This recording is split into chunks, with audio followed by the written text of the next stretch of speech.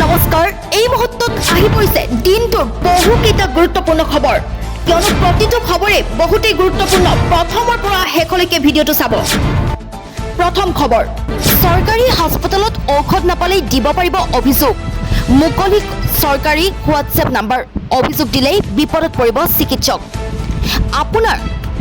চিকিৎসালয়ৰ পৰা ঔষধ দিয়া নাই নেকি চৰকাৰী হাস্পতালত ঔষধ নাপালেই দিব পাৰিব অভিযোগ চৰকাৰী হাস্পতালৰ পৰা ঔষধ কিনিবলৈ যদি দিছে এতিয়াই দিয়ক অভিযোগ দৰিদ্ৰক ঔষধ কিনিবলৈ দিব নোৱাৰিব চৰকাৰী চিকিৎসালয়ে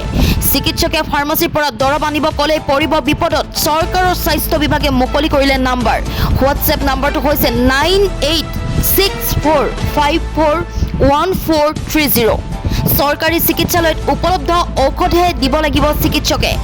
চিকিৎসকে দিয়া তালিকা অনুসৰিয়ে চৰকাৰে যোগান ধৰে চিকিৎসালয়ত ঔষধ এই ঔষধৰ বাহিৰে আন ঔষধ দিব নোৱাৰিব চিকিৎসকে স্বাস্থ্য মন্ত্ৰী অশোক সিংঘলৰ মন্তব্য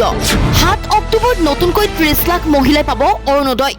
কোনোবাই ঘুষ বিচাৰিলে দিয়ক অভিযোগ 7 অক্টোবৰত নতুনকৈ 30 লাখ মহিলাই পাব অৰুণোদয় আঁচনিৰ ধন কোনোবাই ঘুষ বিচাৰিলে দিয়ক অভিযোগ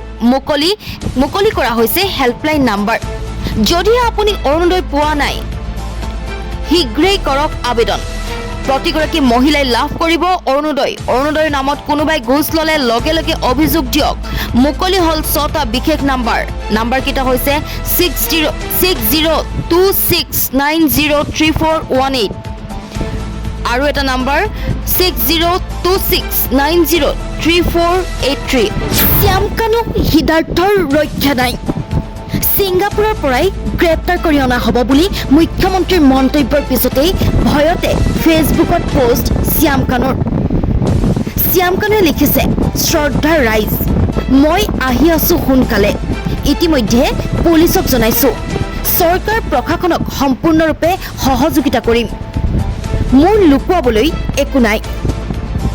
SITয়ে সোধা সকলো প্ৰশ্নৰ উত্তৰ দিম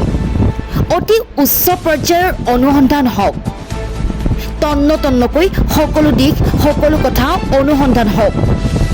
ৰাইজৰ হিয়াৰ আমঠু মোৰ অতি মৰমৰ জুবিনৰ মৃত্যুৰ লগত জড়িত সকলোখিনি কথা ভালদৰে ওলাই পৰক তাকে কামনা কৰিম যিকোনো মুহূৰ্তত মেনেজাৰ সিদ্ধাৰ্থ শৰ্মায়ো আত্মসমৰ্পণ কৰিব CIDৰ কঠোৰ একশ্যনৰ পিছতে লাগিছে হাহাকাৰ